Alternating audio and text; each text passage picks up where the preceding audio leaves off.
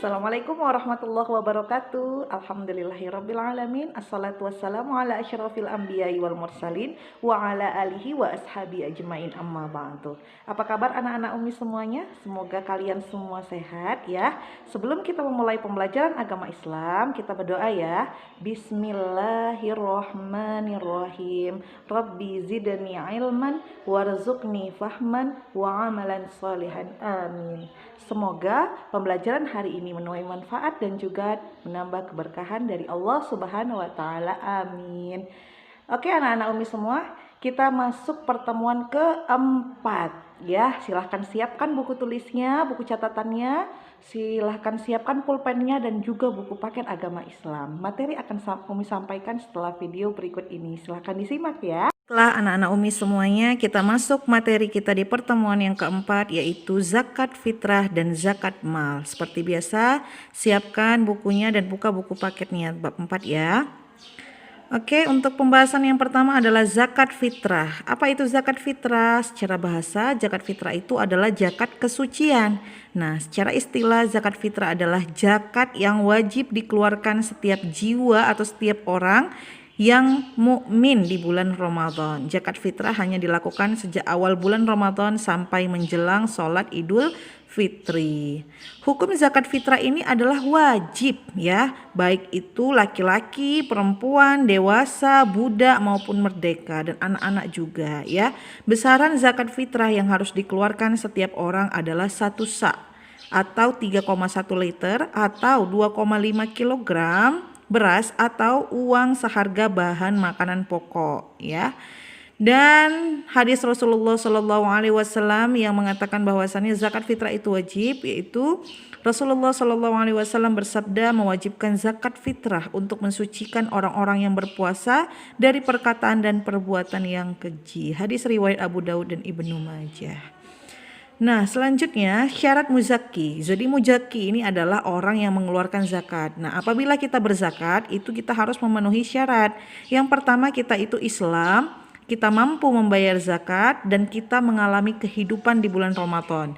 Maksudnya, anak yang baru lahir pun, dia lahir di bulan Ramadan, maka dia juga wajib dikeluarkan zakat oleh orang tuanya ya.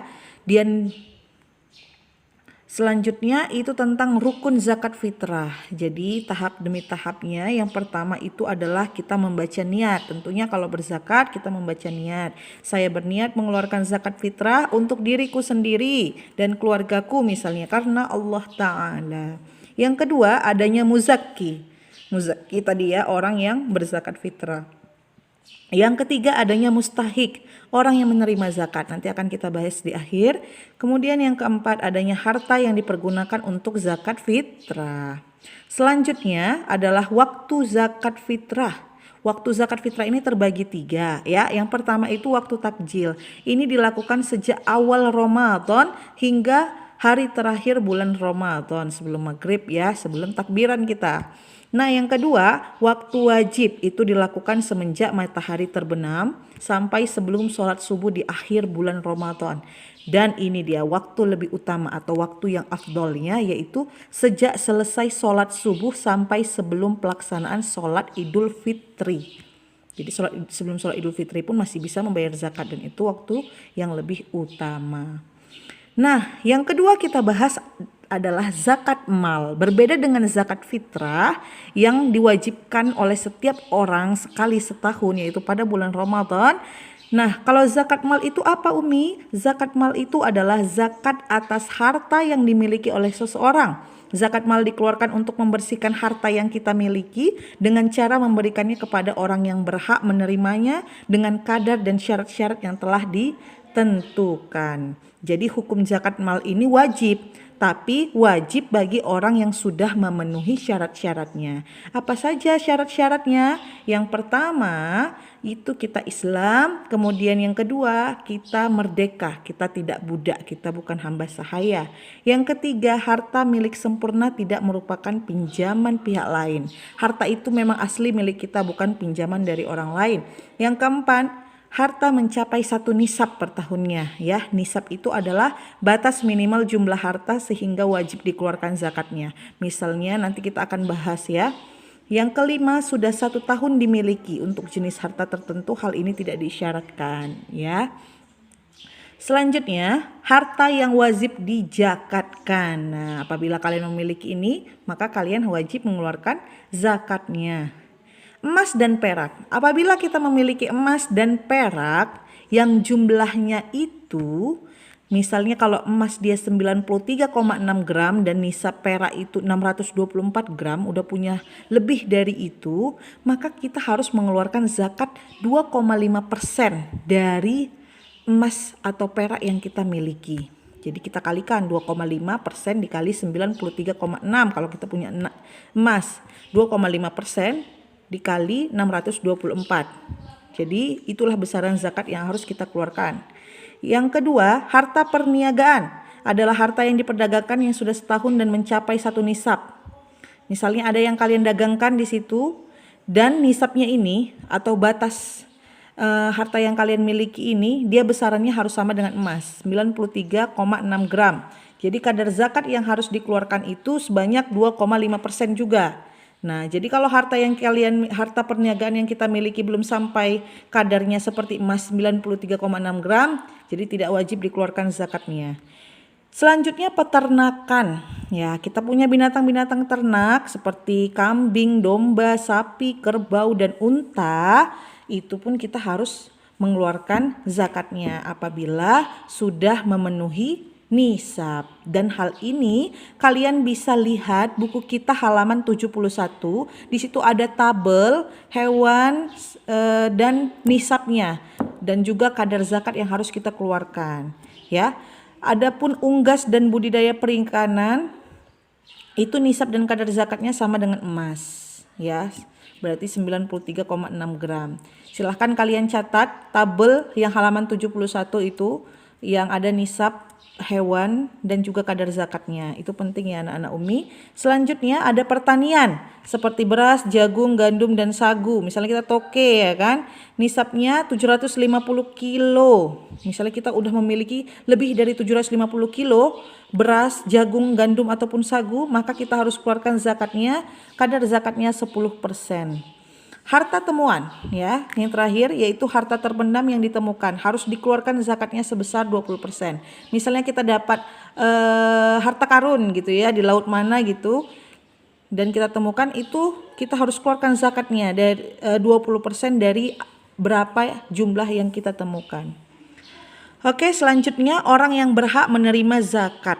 Nah, inilah dia orang-orang yang berhak menerima zakat. Ada fakir, ya, orang yang tidak mempunyai pekerjaan dan tidak bisa memenuhi kebutuhan sehari-hari. Miskin, orang yang dia punya penghasilan tetapi dia belum cukup untuk memenuhi kebutuhan sehari-hari. Amil, orang yang punya tugas untuk mengurus zakat ini tadi. Yang keempat, mu'allaf, orang yang baru saja masuk Islam.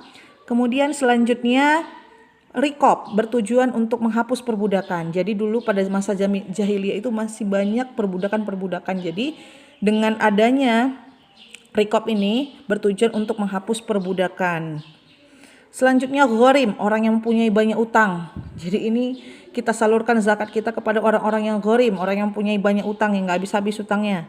Selanjutnya sabilillah, seperti pengembangan pendidikan, kesehatan, dakwah, panti asuhan dan lain sebagainya. Itu bisa kita serahkan ke situ uang zakat kita tadi kita salurkan. Kemudian ibnu sabil, orang yang kehabisan bekal dalam perjalanan. Nah, selanjutnya adalah hikmah zakat. Nah, hikmah zakat ini adalah bentuk rasa syukur kita atas nikmat yang diberikan oleh Allah. Kemudian mengurangi kesenjangan sosial antara si kaya dan si miskin. Kemudian mensucikan diri dari dosa dan memurnikan jiwa, menumbuhkan sifat dermawan dan mengikis sifat kikir, pelit ya, alat pembersih harta dari ketamakan orang yang jahat. Kemudian hikmah zakat yang selanjutnya adalah menolong, membantu dan membina kaum duafa. Dan yang terakhir adalah mewujudkan tatanan masyarakat yang sejahtera, rukun dan damai. Inilah dia hikmah yang kita dapatkan apabila kita berzakat. Ya. Untuk cara perhitungan di dalam zakat ini ya, ini nanti akan kita bahas di pertemuan selanjutnya karena ini ada pertemuannya tidak bisa dibahas pada satu pertemuan saja ya anak-anak Umi. Oke, untuk di penghujung pembelajaran kita seperti biasa Umi kasih kalian tugas dulu. Yang pertama jelaskan perbedaan zakat fitrah dan zakat mal. Apa bedanya? Kemudian yang kedua jelaskan pembagian waktu dalam zakat fitrah. Tadi ada berapa waktu itu dalam zakat fitrah. Kemudian yang ketiga jelaskan jenis harta yang wajib dijakatkan dalam zakat mal. Yang kita bahas tadi ya. Yang keempat, jelaskan orang yang berhak menerima zakat. Dan yang terakhir, jelaskan hikmah zakat. Ini dulu kalian kerjakan. Kalian catat video yang Umi sampaikan tadi, kemudian kalian kerjakan tugasnya. Oke? Baiklah anak-anak Umi semuanya, itu tadi dia videonya untuk materi kita di pertemuan keempat. Seperti biasa silahkan kalian catat, kemudian kalian kerjakan tugasnya, dan dikumpulkan juga hari ini. Dan kita tutuplah pembelajaran kita hari ini dengan melafazkan hamdalah, alhamdulillahirabbil alamin. Semoga pembelajaran ini bermanfaat buat kita semua. Amin amin ya rabbal alamin. Kita tutup. Assalamualaikum warahmatullahi wabarakatuh.